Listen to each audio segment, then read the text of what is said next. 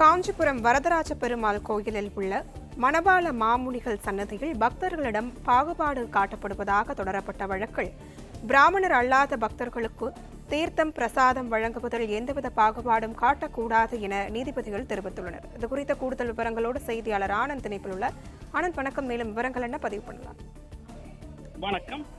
இறைவன் முன் அனைவரும் சமம் என்பதால் வழிபாட்டு தலங்களில் யாருக்கும் பாகுபாடு காட்ட இடமில்லை என சென்னை உயர்நீதிமன்றம் திட்டமிட்டதாக தெரிவித்திருக்கிறது.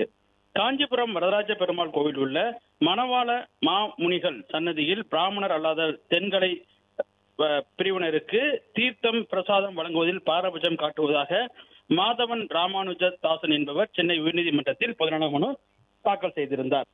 இந்த மனுவில் பிராமணர் அல்லாத வரதராஜ பெருமாள் கோவிலில் உள்ள இந்த மணவாள மாமுனிகள் சன்னதியில் பிரதான வாசல் வழியாக அனுமதிக்கப்படாமல் பக்கவாட்டு வாசல் வழியாக அனுமதிக்கப்படுவதாகவும் 4000 திவ்ய பிரபந்தம் பாட அனுமதி மறுக்கப்படுவதாகவும் குறிப்பிட்டிருந்தார்.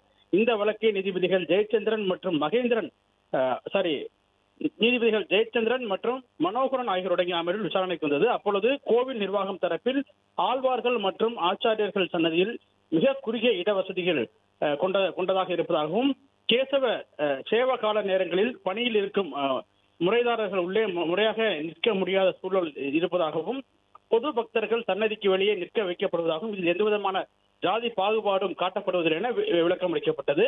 குறிப்பிட்ட காலங்களை தவிர்த்து மற்ற நேரங்களில் பொது பக்தர்கள் சன்னதிகளில் திவ்ய பிரபந்தம் பாட இறைவனை வழிபட எந்தவிதமான தடையும் இல்லை எனவும் திருக்கோவிலின் தீர்த்தங்கள் பிரசாதங்கள் வழங்குவதில் அனைத்து பக்தர்களுக்கும் சமமாக நடத்தப்படுகிறார்கள் எனவும் இதில் எந்தவிதமான பாகுபாடும் காட்டப்படவில்லை எனவும் தெரிவிக்கப்பட்டது.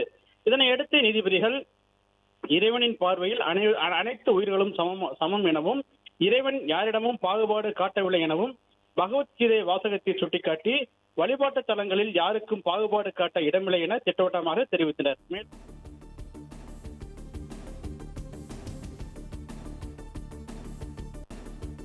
பிளே ஸ்டோர் மற்றும் ஆப் ஸ்டோரில் இருந்து பாலிமர் செயலியை QR கோடு மூலம் பதிவிறக்கம் செய்யுங்கள். செய்திகளை உடனுக்குடன் பெறுங்கள்.